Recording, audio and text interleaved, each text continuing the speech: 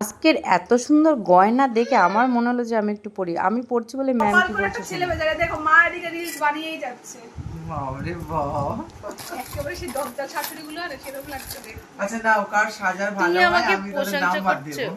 তুমি প্রশংসা করছো না নিন্দা করছো, মাঝে মাঝে কনফিউজ হয়ে যায়। গয়নার দোকানের অ্যাড করছিস তুই, মাথায় একটা ঝুলিয়েছিস। এইটা কিন্তু হেভি। দেখি ঋষভ, ঋষভের হাতটা তো হেভি লাগছে, দেখো কি অবস্থা রে। ঋষভের হাতটা কিন্তু হেভি লাগছে। চুল তো নেই, এবার আটকাবি কিসেতে? কানে কানে কানে লেগে যায় না যেন। আস্তে কানে এমনি ঢুকিয়ে দে বাবা। ঝেমড়ে ফেলে দে। আজকে ঋষভ চুপ করে আছে, আমি কিছু বুঝতে পারছি না। ঋষভের এই সাজার ইচ্ছে ছিল না বাবা অনেকদিন তোমার? মা সাজিয়ে দেয়নি না ঋষু? তোমার সাজার ইচ্ছে ছিল অনেকদিন? কে এই সাজটা কে পূরণ করে দিল? মেঘা? মেঘা মা সাজিয়ে দেয়নি বল?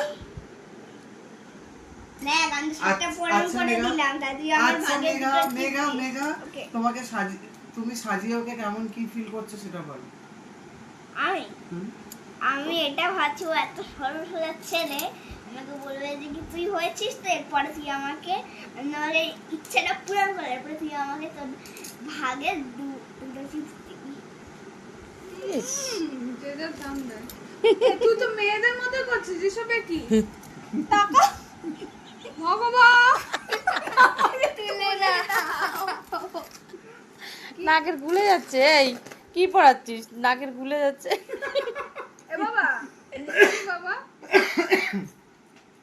এই শার্টটা অনেক দিনের ছিল তাই তো? ওর ইচ্ছা হয়েছে। সবাই সাজি বসেছে, আর এনার গয়নাগুলো কি করলো? আমাদের নাই। শাশুড়ি বাদ- আমার শ্বাসটা নাকি দরজাল শাশুড়ির মতো লাগছে, আমার ম্যাম বলছে। ওদিকে আমার বর দেখে তো অবাক হা করে তাকিয়ে আছে। এই নিয়ে আমরা খুব হাসি ঠাট্টা মজা করছিলাম।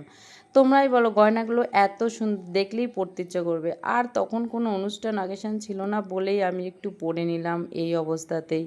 তো যে যেরকম পারছে সে সেভাবেই পড়ছে দেখো। ভাল লাগছে তোমার? ওই যে নখটা পড়বে।